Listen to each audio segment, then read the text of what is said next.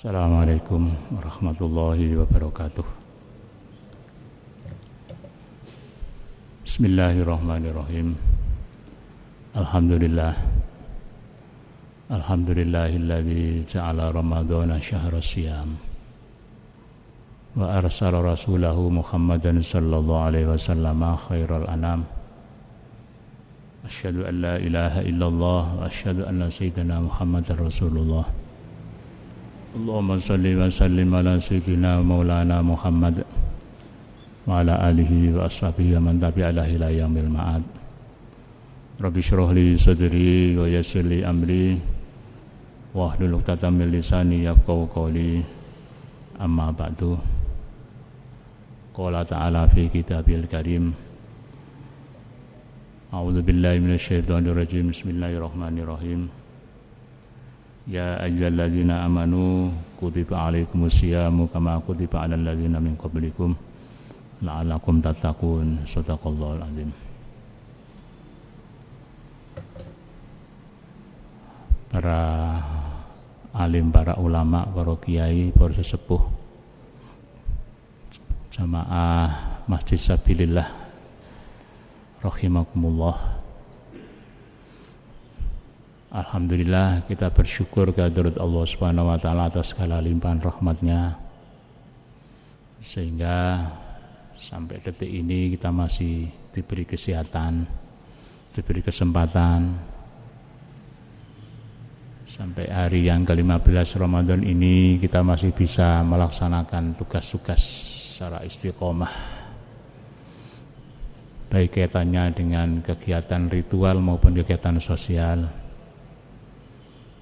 Siang kita berpuasa, malam kita masih tambah dengan sholat-sholat sunnah, tilawatil Quran, dan seterusnya. Seluruh rangkaian ibadah kita mudah-mudahan diterima oleh Allah Subhanahu wa taala. Ramadan, bulan istimewa. Kata Rasulullah, man adda fihi sunnatan kana kaman adda fardhatan. Barang siapa yang melakukan aktivitas pada bulan Ramadan ini, aktivitas yang sunnah pada bulan ini, sunnah itu dihitung sama dengan fardu nilainya. Wa man adda fardhatan kana kaman ada sab'ina fardhah. Ibadah fardu yang kita lakukan pada bulan Ramadan ini dihitung oleh Allah, nilainya dilipatkan sampai 70 kali dibanding dengan bulan-bulan selain Ramadan. Oleh karena itu kita masih diberi kesempatan ini, kita optimalkan untuk senantiasa melaksanakan perintah-perintah Allah dan meninggalkan larangan-larangannya. Karena seluruh yang diperintahkan Allah dan seluruh yang dilarang Allah itu pasti berdampak pada kebaikan, berpengaruh kepada kebaikan kehidupan manusia, pasti membawa rahmat untuk kehidupan manusia. Wa ma arsalnaka illa rahmatan lil alamin. Perintah-perintah Allah, perintah-perintah Rasulullah yang sudah 15 abad yang lalu, ternyata di era modern ini, di era pengetahuan ini, banyak terungkap hikmahnya, yang pada waktu itu para sahabat ya hanya yakin saja. Pokoknya kalau ada ayat turun, kalau ada sabda Nabi, ya sudah diyakini, pasti benar, sudah selesai, tidak ada yang tanya macam-macam. Tidak ada yang tanya, kenapa Rasul kok begini, terus kalau tidak bagaimana. Pokoknya kalau sudah berupa ayat, berupa sabda Rasul, ya sudah diikuti. Karena imannya begitu kuat para sahabat waktu itu. Nabi menyampaikan ayat, sudah langsung dilakukan itu. Tidak ada yang bertanya macam-macam. Tapi belakangan ini banyak terungkap kajian-kajian ilmiah, penelitian ilmiah yang dilakukan oleh para ilmuwan. Contoh begini,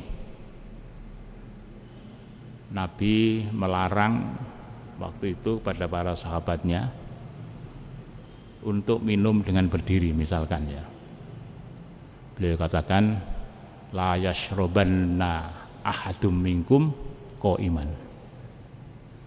Jangan sekali-kali kalian itu minum dengan berdiri. Tidak ada sahabat yang tanya, kenapa ya Rasul? Kalau kami minum dengan berdiri terus ada apa? Tidak ada. Soalnya Nabi mengatakan itu ya sudah, berarti pasti ada hikmah di situ. Para sahabat saking yakinnya, saking kokohnya keimanan mereka, tidak ada yang tanya-tanya itu. Yakin semua yang disampaikan oleh Rasulullah itu pasti benar dan pasti mengandung hikmah terhadap kehidupan mereka. Nah, sekarang ini banyak terungkap sudah. Kenapa sih kok tidak boleh minum dengan berdiri misalkan? Ya kajian-kajian ilmiah sudah berbicara sekarang, temuan-temuan ilmiah itu sudah bermunculan di sana sini. Ya. Dari para dokter ahli kesehatan ya ternyata memberikan penjelasan kenapa tidak boleh minum dengan berdiri dan minum harus dengan duduk. Kata mereka di dalam tubuh manusia ini ada filter, ada saringan yang namanya Springer. Springer itu kalau posisi manusia sedang duduk itu berfungsi jadi seperti saringan gitu ya. Tapi kalau berdiri tidak berfungsi itu, buka. Jadi kalau orang minum dengan berdiri itu los langsung, masuk ginjalnya cepat rusak. Karena tidak ada saringannya. Tapi ketika duduk disaring dulu minuman itu. Ini luar biasa. 15 abad yang lalu Rasulullah tidak pernah kuliah di Fakultas Kedokteran, beliau tidak pernah masuk lab biologi, tidak pernah belajar kesehatan, tapi beliau menyampaikan itu. Tidak mungkin itu dari beliau, pasti dari yang Maha Tahu. Dan hal semacam ini. Dan banyak hal-hal yang lain. Kenapa sih laki-laki tidak boleh pakai emas? Jangan pakai ketika ada seorang sahabat yang pakai cincin emas ya ditampil Rasulullah suruh buang. Bahkan dalam riwayat itu ketika temannya sahabat yang suruh ngambil, enggak, karena Rasulullah suruh buang, sudah saya buang aja. Ya ini kemudian dijadikan dalil laki-laki itu tidak boleh pakai emas. Ya, tidak boleh pakai emas. Nah waktu itu sahabat ya sudah, pokoknya tidak boleh. Tidak perlu tanya yang macam-macam. Lah belakangan penelitian ilmiah kaitannya dengan itu ternyata bermunculan di sana sini. Sudah dimasukkan di banyak jurnal internasional. Di kata para dokter, para ahli kesehatan, laki-laki itu ternyata beda dengan perempuan. Jadi Allah menciptakan organ tubuh manusia yang berjenis kelamin laki-laki itu ternyata beda dengan perempuan. Nabi tidak melarang perempuan pakai emas itu, dibiarkan, maka malah jadi perhiasan bagi perempuan itu. Ternyata apa kata mereka, para ahli kesehatan kata mereka, emas itu mengandung atom, yang atom itu tajam sampai bisa menembus kulit dan bisa mengikuti aliran darah manusia. Sehingga kalau orang pakai itu bisa jadi atom yang negatif pada emas itu masuk tembus kulit dan mengikuti sirkulasi darah manusia, itu bahaya.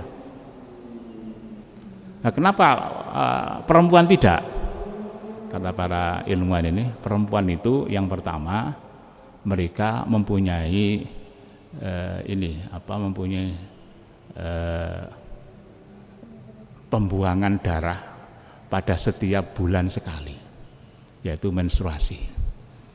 Jadi kotoran-kotoran atom tadi bisa mengalir lewat situ, jadi terbuang otomatis.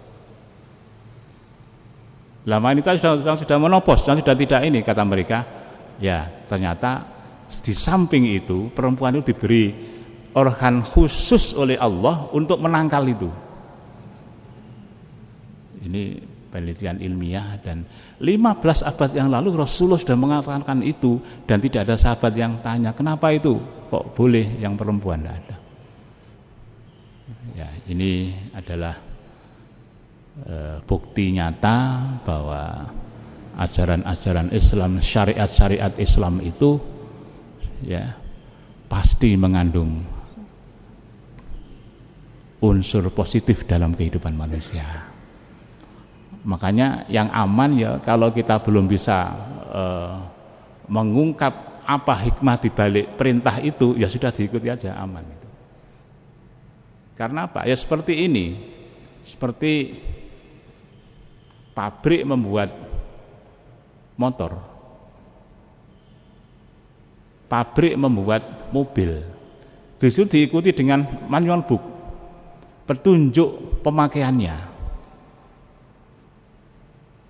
Kalau kita ikuti itu, ya sudah aman, karena itu sudah dites melalui lab, ya, uji coba dan seterusnya. Ikuti itu aman. Nggak usah tanya kenapa kayak gini, nggak usah. Itu contoh ya, contoh konkretnya begitu. Oleh karena itu, hadirin jamaah subuh Masjid Sabilillah yang dimuliakan Allah, termasuk kita sekarang diwajibkan oleh Allah untuk berpuasa ini untuk apa? Rasanya kok seperti tidak enak. Seharian penuh kita tidak boleh makan, tidak boleh minum. Untuk apa itu? Ya, kalau dulu tidak ada orang bertanya begitu, zaman Nabi tidak pernah ada sahabat yang bertanya begitu. Sekarang ini bermunculan kajian-kajian ilmiah kaitannya dengan puasa. Manfaatnya dalam kehidupan manusia, baik itu kehidupan jasmani maupun kehidupan rohani. Ya. Kalau Nabi bersabda, "Sumu tasihhu," berpuasalah kalian maka kalian akan menjadi sehat. Di mana sehatnya? Wong orang puasa itu lapar kok malah sehat. Ya. Tentu secara kasat mata kita bisa bertanya itu, puasa itu lapar, orang malah lemes, malah males. Lah kok sehat? Di mana itu? Ternyata para ahli kesehatan itu sudah banyak yang meneliti tentang ini. Banyak orang yang menemukan temuan-temuan kaitannya dengan puasa ini. Salah satu diantaranya ini seorang ilmuwan Jepang yang namanya Yoshinori Ohsumi. Beliau ini mengadakan penelitian, ya, bahkan dengan hasil penelitian beliau ini akhirnya beliau mendapat Nobel Kesehatan dari WHO. Ya. Ini beliau menemukan apa yang beliau katakan autophagy. Jadi autophagy itu begini, orang itu kalau dalam kondisi lapar, maka sel-sel yang ada pada tubuh seseorang itu ikut lapar juga, selnya ikut lapar. Ketika sel-sel ini ikut lapar, maka dia akan memakan, ya, kotoran-kotoran di sekitarnya, termasuk sel-sel yang rusak itu dimakan oleh dia. Sehingga apa yang terjadi? Orang yang dalam kondisi lapar itu, ya, badannya menjadi bersih. Tidak ada kotoran-kotoran di dalam itu karena dimakan oleh sel yang hidup tadi. Itu konsep autophagy oleh Yoshinori tadi. Dengan ini kemudian dia mendapat Nobel Kesehatan dari WHO. Jadi ketika kita dalam kondisi lapar itu, puasa itu, maka kotoran-kotoran itu hilang. Sel-sel yang mati yang tidak dipakai itu dimakan oleh sel-sel yang hidup itu. Jadi otomatis bersih diri kita itu. Nah, sehingga dari penelitian beliau ini, beliau menyarankan sebaiknya manusia itu dalam 1 minggu 2 sampai 3 kali itu harus lapar, harus puasa. Ini berarti puasa Senin Kamis itu pas. Jadi kenapa Nabi mensunnahkan kita ini untuk puasa Senin Kamis 1 minggu 2 kali? Ternyata temuan itu temuan ilmiah luar biasa. Nah, kalau kita tidak barangkali karena itu sunnah, kemudian Ramadan itu adalah wajib 1 tahun 1 bulan kita lakukan itu. Nah, berarti paling tidak selama 1 tahun ini, 1 bulan ini badan kita bersih. Kotoran-kotoran dari sel-sel yang tidak terpakai di situ dimakan oleh sel-sel yang hidup itu, akhirnya badan kita ini bersih. Racun-racun itu hilang. Ini kajian ilmiah ya.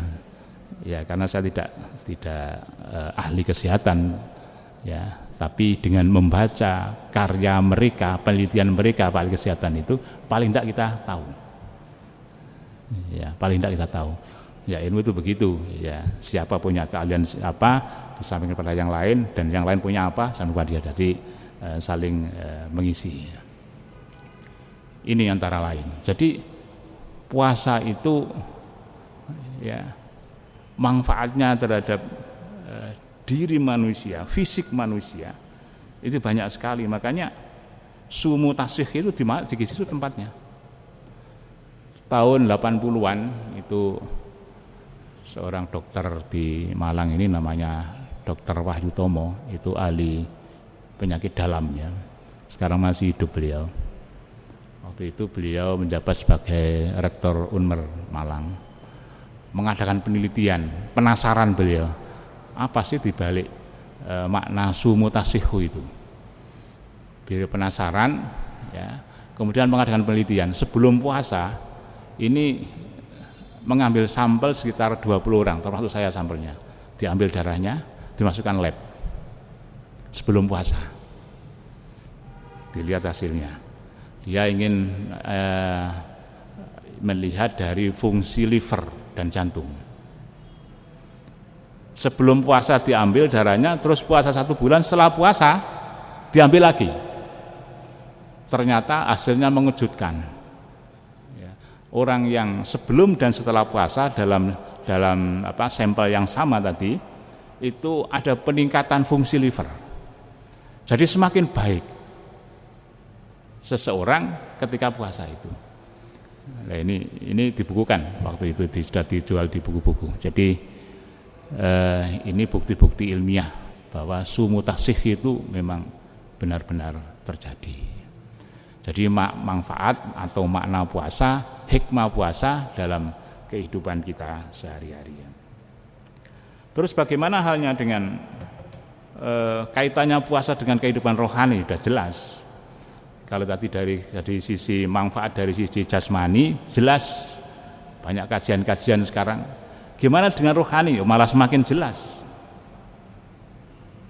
Kalau ayat yang saya baca dalam pendahuluan tadi, endingnya puasa itu, gaulnya puasa itu, targetnya puasa itu adalah la'allakum tattaqun,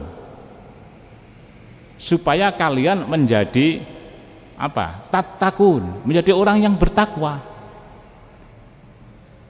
Itu endingnya, itu tujuan, itu targetnya puasa, yaitu la'allakum tattaqun. Nah, gimana kaitannya takwa dengan ini, dengan kehidupan rohani itu? Kalau kita kembalikan kepada indikator-indikator takwa pada surat Al-Baqarah itu, zalikal kitabul la raiba fihi hudal lil muttaqin alladzina yu'minuna bil ghaibi 1 wa yuqimunas sholata wa mimma razaqnahum yunfikun walladzina yu'minuna bima unzila ilaika wa ma unzila min qablika wabil akhirati hum yuqinun. Paling tidak ada 5 indikator ini, dan ini nanti akan berpengaruh pada kehidupan rohani. Jadi target yang 5 tadi, dari indikator takwa yang 5 tadi, itu berdampak yang sangat besar terhadap kehidupan rohani, sehingga puasa itu tidak diragukan lagi membawa manfaat dalam kehidupan rohani itu. Yang pertama tadi alladzina yu'minuna bil ghaibi, yaitu beriman kepada yang gaib. Yang gaib itu ya yang tidak kelihatan kasat mata ini. Sekarang ini mestinya dengan era digitalisasi ini mestinya kita ini semakin yakin bahwa barang gaib itu ada, bahwa alam gaib itu ada. Lah bagaimana tidak? Wah, sekarang saya ngomong ini ya direkam, kemudian nanti masuk YouTube, sudah kemana-mana itu, lewat mana itu alam gaib sebetulnya. Semakin meyakinkan alam gaib. Lah yu'minuna bil ghaibi ini puncaknya adalah kita yakini bahwa Allah itu ada, Allah yang menciptakan segala sesuatu, Allah yang mengendalikan segala sesuatu ini. Hati akan tenang. Kalau kita yakini itu, hati tenang. Tidak pernah kita menggantungkan kepada yang lain kecuali kepada Allah saja. Tenang hati ini. Yu'minuna bil ghaibi. Jadi puncaknya bil ghaibi adalah meyakini bahwa Allah itu ada dan Allah yang senantiasa mendampingi kita, Allah yang senantiasa mengantar kemana saja kita pergi, apa saja yang kita lakukan, Allah selalu mendampingi kita. Jadi hati itu tenang. Ini pengaruh pada jiwa. Yu'minuna bil ghaibi. Yang kedua, wa yuqimunas shalah. Salat sudah jelas pengaruhnya terhadap kehidupan kejiwaan kita, kehidupan rohani kita. Dimulai dari takbir Allahu Akbar, mulut kita mengucapkan Allahu Akbar, hati kita mengatakan yang maha besar hanya Allah, yang lain kecil semua. Ketika itu menancap pada jiwa kita, maka pasti rohani kita ini tenang, hati kita ini tenang. Betapa tidak, yang besar hanya Allah. Jadi semua permasalahan kita anggap kecil, tidak ada yang bermakna, karena Allah maha besar, Allah maha menyelesaikan, Allah maha memberi, Allah memberikan solusi. Allahu Akbar. Dan dalam sholat kita dituntut untuk khusyuk. Khusyuk itu konsentrasi, ya konsentrasi kepada Allah saja. Kalau itu kita lakukan dalam kehidupan sehari-hari, hati pasti tenang, pengaruh pada jiwa. Ya masalahnya berapa persen kita bisa melakukan sholat dengan khusyuk. Ya ini masalah sendiri ya. Tapi secara teori, secara kajian, kalau orang itu sholatnya benar, ya khusyuk, dinikmati, diresapi, pasti hatinya tenang. Ini indikator yang kedua, ya. Indikator yang kedua, yaqimunas shalah. Sekarang wa mimma razaqnahum yunfikun. Yang ketiga adalah ya, menginfakkan harta yang diberikan oleh Allah. Lah puasa ini kan suasananya suasana infak. Suasananya beda dengan bulan yang lain. Mudah kita mengeluarkan sesuatu, mudah kita menginfakkan harta kita, mudah kita mensedekahkan harta kita, mudah kita memberikan kepada orang lain, ngasih makan, ngasih buka, ngasih macam-macam itu. Kondisi puasa. Wa mimma razaqnahum yunfikun. Dan memang secara perhitungan akal ya, orang itu kalau memberikan sesuatu kan hartanya berkurang. Tapi sebetulnya berkurangnya itu berkurang untuk mengurangi kotoran. Jadi seperti sirkulasi darah itu. Ya. Kalau harta itu kita biarkan mengendap, tidak kita keluarkan zakatnya paling tidak, maka seperti darah yang mengendap, darah kotor. Jadi nanti jadi penyakit itu. Sirkulasinya tidak lancar. Sehingga banyak kisah yang kaitannya dengan siapa yang memberikan maka Allah akan memberi. Dulu pada zaman Nabi Musa itu ada suami istri yang hidup, yang kehidupannya itu menderita, melarat lah, miskin nyantai-nyantean. Umatnya Nabi Musa ya. Kemudian istrinya itu usul kepada suaminya, Mas, nabi kita itu kan nabi yang diizinkan untuk bisa berbicara kepada Tuhan, pada Allah. Kita ini kan melarat. Kenapa sih enggak kita minta aja didoakan kepada nabi kita supaya kita kaya? Kata suami, oh iya. Kan kalau Nabi Musa yang berdoa kan pasti dikasih oleh Tuhan. Akhirnya berangkatlah suami istri ini menghadap Nabi Musa dan menyampaikan permasalahannya. Kata Nabi Musa, baik, nanti saya doakan supaya kamu menjadi kaya. Nabi Musa menghadap kepada Allah, menyampaikan permasalahan umatnya tadi, dan Allah menjawab, iya, sebentar lagi kaya itu umatmu itu. Tapi ingat ya, mereka berdua nanti kaya tapi hanya 1 tahun. Kaya hanya 1 tahun. Oh iya, ya Allah, akan saya sampaikan. Disampaikan pada suami istri tadi. Ya, kata Nabi Musa, saya sudah menghadap Allah dan dijawab, kamu nanti kaya, sebentar lagi kaya. Tapi hanya 1 tahun, ingat, kamu kaya hanya 1 tahun, setelah itu melarat lagi. Oh baik. Ditunggu beberapa hari setelah itu, benar, rezeki berdatangan menumpuk melimpah. Jadi orang kaya dia. Jadi orang kaya. Terus apa yang terjadi? Dia kaya raya, ya. Kemudian istrinya itu usul pada suaminya, Mas, mumpung kita kaya 1 tahun ini, ya, ayo kita berikan, ayo kita bantu, kita kasih sedekah orang-orang yang melarat itu. Kita buka pos-pos supaya mereka bisa makan di situ.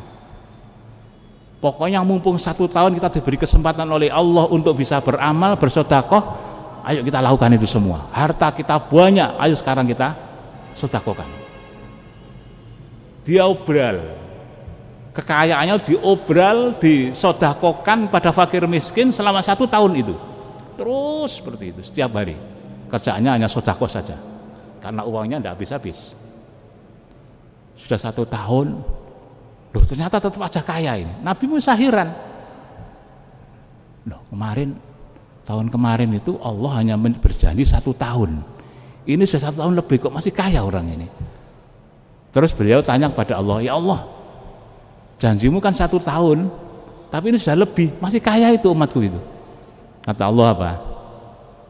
Ya Musa, aku memberikan 1 pintu kepada umatmu itu. Tapi umatmu itu memberikan banyak pintu kepada hambaku. Sehingga aku malu kalau narik rezeki yang aku berikan itu kepada dia. Sudah biarkan, selama dia memberikan kepada orang lain, tetap pintu rezeki yang 1 pintu tadi tetap saya buka. Nah, ini kisah yang banyak, kisah seperti itu. Jadi hikmahnya apa?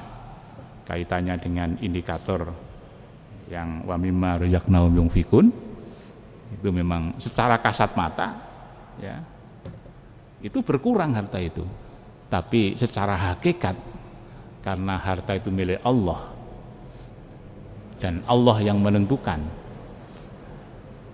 ya, Allah yang mentakdirkan, ya, dia akan menambah atau mengurangi atau mencabut, ya terserah dia.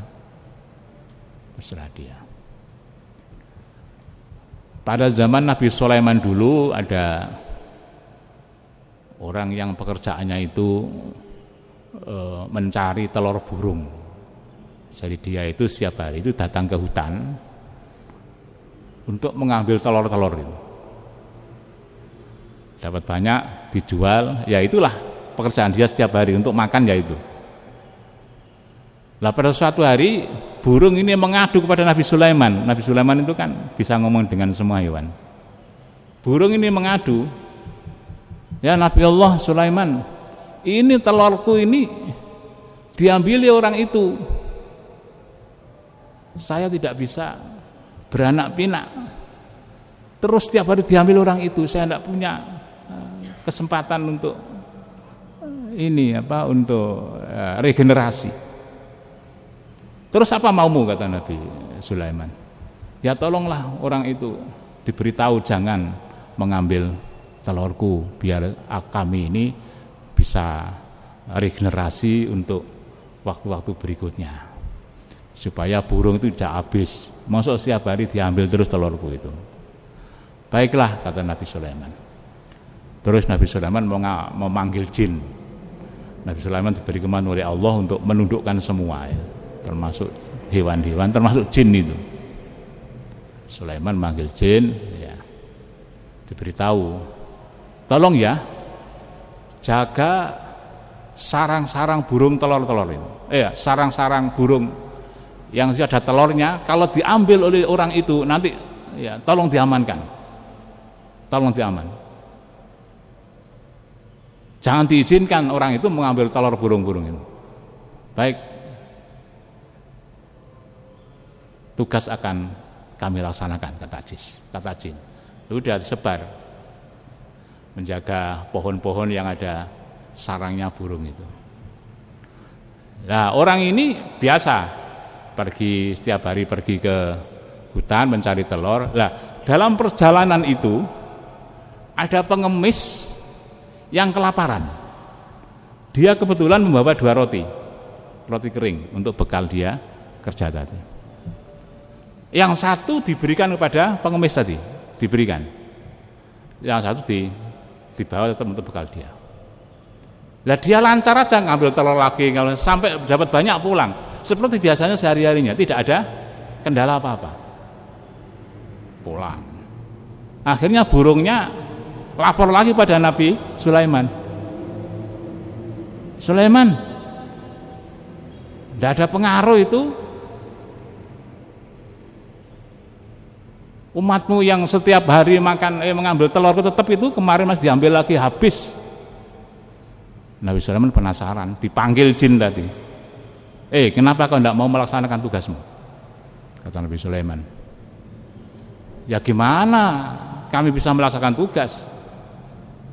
Ketika orang itu menek, ya, manjat, ya, kami sudah berusaha akan mendorong dan menarik orang itu biar jatuh, tapi tidak bisa. Di situ ada malaikat yang menjaga dia, ada malaikat yang mengamankan dia. Saya tidak berkuasa apa-apa, Nabi Sulaiman. Ya.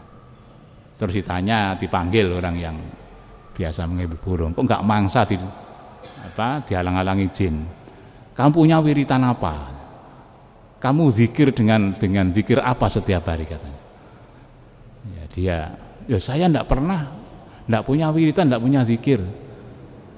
Hanya kemarin waktu saya berangkat ke hutan itu, saya membawa 2 roti kering. Ya, pada waktu itu saya lihat ada orang yang kelaparan, terus yang satu saya berikan pada dia, dimakan. Betapa senangnya dia. Dan saya terus seperti biasanya tugas untuk mencari makanan. Dengan mengambil telur-telur burung, dan tidak ada masalah. Itu kata Nabi Sulaiman, itulah as-shadaqatu tatba'ul bala. Sedekah itu bisa menolak bala. Ini wa mimma razaqnahum yunfikun. Ini yang dilakukan oleh orang dalam kondisi puasa lebih ringan daripada di luar bulan puasa. Ini indikator yang ketiga, ya. Yang keempat apa? Walladzina yu'minuna bima unzila ilaika wa ma unzila min qablika bil akhirati hum yuqinun. Beriman kepada kitab-kitab Allah. Kitab Allah itu yang diekspos ada 4, ya. Sami Al-Qur'an, ada Injil, ada Zabur, ada Taurat. Tapi karena Quran ini yang turun terakhir, ini adalah kitab Allah yang sudah diamandemen terakhir. Jadi tidak ada lagi setelah itu. Jadi sama dengan undang-undang, ya. Yang terakhir itu yang dipakai. UUD itu yang dipakai, yang terakhir yang teramandemen itu. Al-Quran adalah kitab suci yang mengamandemen kitab-kitab sebelumnya. Jadi itu yang dipakai. Saya katakan tadi, Al-Quran itu sebagai manual book, petunjuk. Jadi Allah menciptakan manusia ini sudah disertai dengan petunjuk hidup, ya Al-Quran itu. Orang kalau hidupnya berpegang pada Al-Quran, hatinya tenang. Sama dengan orang nyetir kendaraan itu, ya, sudah mengikuti petunjuk yang ada dalam buku manual book itu, hatinya tenang, khawatir, tidak khawatir nanti jangan-jangan ini, jangan-jangan itu. Petunjuknya ya setiap 5.000 km misalkan kalau mobil ya, setiap 5.000 km ganti ulinya misalkan. Sudah dilakukan itu, tenang. Beda dengan kalau sudah lebih dari itu berarti pelanggaran. Jangan-jangan nanti ada apa-apa. Orang yang hidupnya mengikuti Al-Qur'an ya mengikuti manual book itu. Jadi hatinya tenang.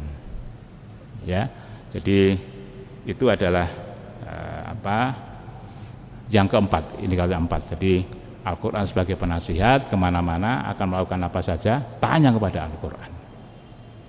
Dan yang terakhir wabil akhirati hum yuqinun, ya, wabil akhirati hum yuqinun. Jadi indikator takwa yang terakhir adalah bahwa dia yakin bahwa akhirat itu ada.